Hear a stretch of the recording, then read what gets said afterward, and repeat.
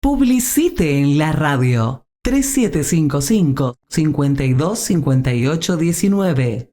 Bueno, y completando lo que dejó la serenata de Mbororé, este acto recordatorio que se ha transformado, que se ha enriquecido indudablemente desde el año pasado y se repitió con mayor amplitud cultural, artística, el sábado a partir de las 19 horas, poco después de las 19, con mucho cumplimiento horario, se inició encendiendo la fogata en el cerro y después pasando a escuchar el himno nacional argentino con la Melchora, esta destacada banda misionera que nos ofreció, y la primera vez que pude escuchar una versión misionera del himno nacional argentino.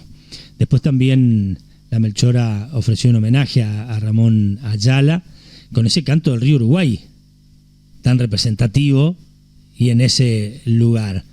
Pero vamos a escuchar la parte histórica, tal vez la más valiosa, claro, que tiene que ver con todo lo que se vive allí, se conmemora cada año en ese lugar tan valioso, como lo explicaba el intendente Rosendo Fuchs, con lo que decía el historiador, escritor Pablo Camogli, en la serenata de Mbororé, también con ese aspecto valioso que era la presencia de alguien relatando la historia y lo valioso de aquel acontecimiento. La máxima autoridad de la provincia, con la máxima autoridad del municipio, que esté el pueblo de Panambí aquí y de los municipios vecinos también con nosotros, nos da una muestra del significado y la importancia que tiene la batalla de Mbororé en la historia. Y yo brevemente me quiero centrar en dos cuestiones. Una que tiene que ver con la importancia histórica de Mbororé, que trasciende a nuestra propia existencia como provincia de Misiones. Y hay otra que, bueno, siempre los historiadores decimos que el pasado nos ayuda un poco a comprender el presente y a proyectarnos hacia el futuro. Bueno, Mbororé también nos deja lecciones a nosotros los misioneros del presente y a los misioneros del futuro. Entonces vamos con la primera parte. Hay muchas fechas importantes en la historia se construye de fechas importantes, pero muy pocas son un hito histórico.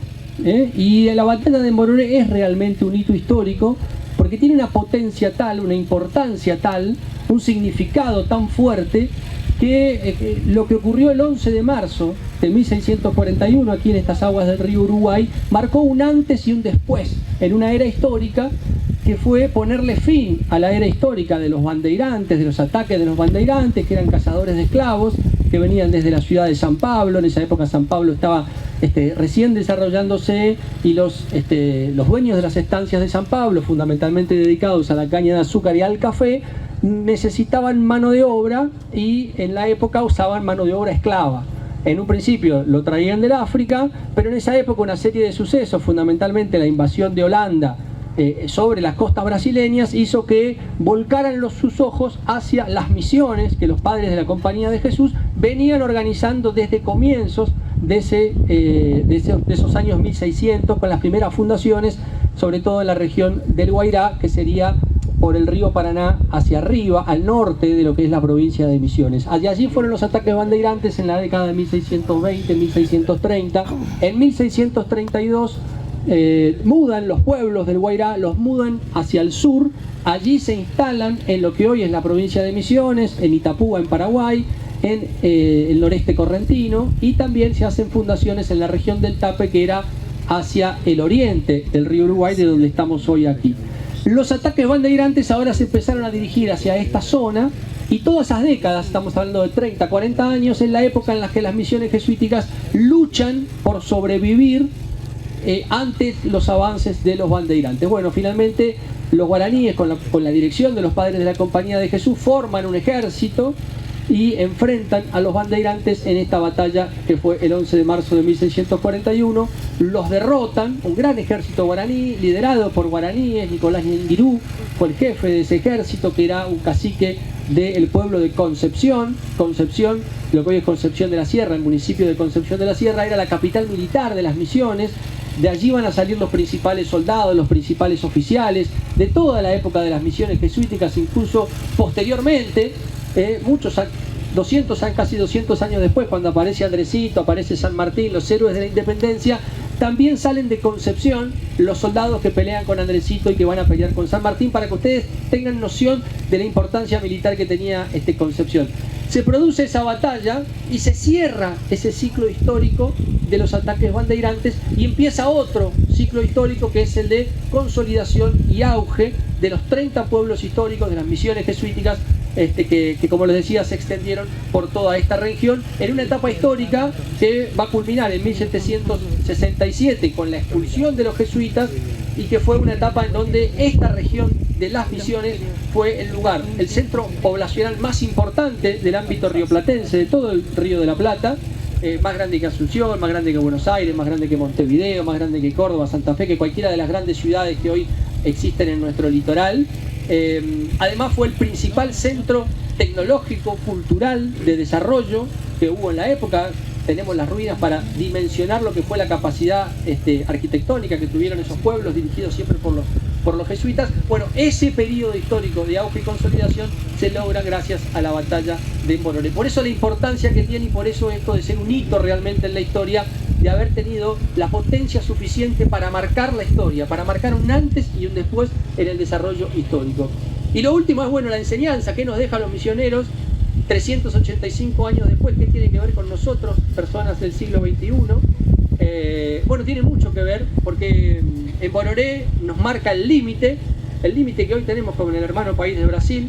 Es este río Uruguay que nos une con el Brasil, y ese límite internacional lo empezaron a forjar aquellos guaraníes en 1641, después lo ratificó Andresito con sus luchas ya en el siglo XIX y en el marco de la Revolución y de la Independencia, y son un legado de defensa de la soberanía que tenemos los misioneros históricamente.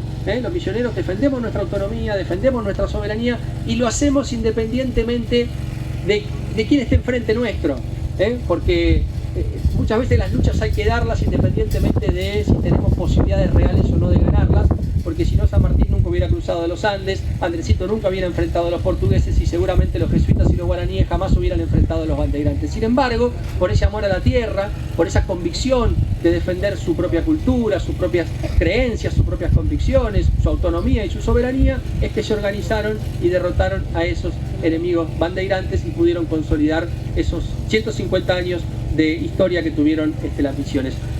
Esa historia nos sirve hoy en día para también reafirmarnos como misioneros en defensa siempre de nuestra autonomía y de nuestra soberanía. Muchas gracias a todos. Allí estaba el testimonio del historiador Pablo Camogli, entonces, en el marco de esa serenata de Embororé que se realizó el sábado, ya entrada la noche. Un espectáculo realmente muy emotivo y artísticamente de mucho valor.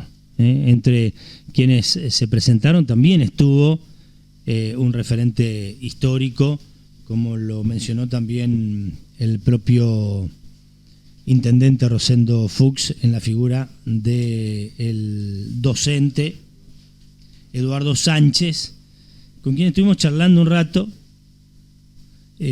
recordando el inicio de la gesta por reivindicar la batalla de Embororé en ese ámbito del Peñón de Embororé, porque recordaba Eduardo que en algún momento desde el diario El Territorio, un importante escritor y periodista de ese matutino como Lentini Fraga, escribió un artículo sobre la batalla de Embororé en la zona de San Javier, y allí se pretendió instalar otra versión de la historia, a la que, bueno, salieron rápidamente a replicar, reuniendo elementos de distintos tipos, varios referentes de la zona, como el propio Eduardo Sánchez, quien decía, bueno, fuimos con director de escuela, con jefe del escuadrón de gendarmería o el destacamento de gendarmería, salimos a recorrer, salimos a reunir elementos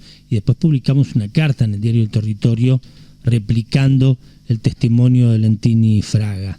Allí se abrió un debate que, bueno, concluyó en la reivindicación de este lugar demostrado geográficamente, con el Peñón como principal emplazamiento, desde donde se organizó el gran ejército guaraní jesuítico que defendió la soberanía, que le puso límite a la avanzada bandeirante, que marcó, como bien decía Camogli, un hito histórico, un antes y un después de lo que es el éxito del ejército guaraní jesuita pudo lograr, y a partir de allí cambiar la historia. En el centro de interpretación, donde está toda la historia muy bien relatada, muy bien condensada, desde la previa hasta sus conclusiones, hasta sus repercusiones, se inauguró un cuadro del padre Domingo Torres, uno de los sacerdotes jesuitas que se puso al frente en la asistencia a los caciques Ignacio Aviarú y Nicolás Ñenguirú, quienes fueron los líderes de ese ejército, los jefes de ese ejército, asistidos por algunos sacerdotes jesuitas que habían tenido carrera militar, como los hermanos Juan Cárdenas y Antonio Bernal. Bueno, y el propio Domingo Torres, cuya imagen ahora está también en el centro de interpretación del Peñón de Mbororé, un lugar que vale la pena ir a recorrer y conocer, y allí está muy bien sintetizada esa valiosa historia. Transparencia, independencia, pluralismo, buscando respuestas, cuentas claras. Publicite en la radio. 3755-525819. Milanesas. Sabores. Chubut 31. Toma agua pura. Te cuidas vos y tu familia. Te instalamos en forma gratuita un purificador de agua para que lo pruebes.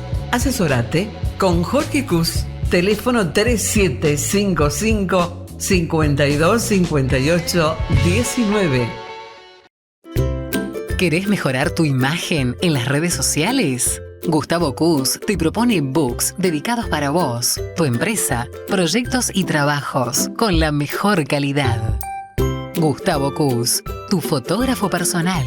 WhatsApp 3755-564816. En Facebook, Cus Fotografías.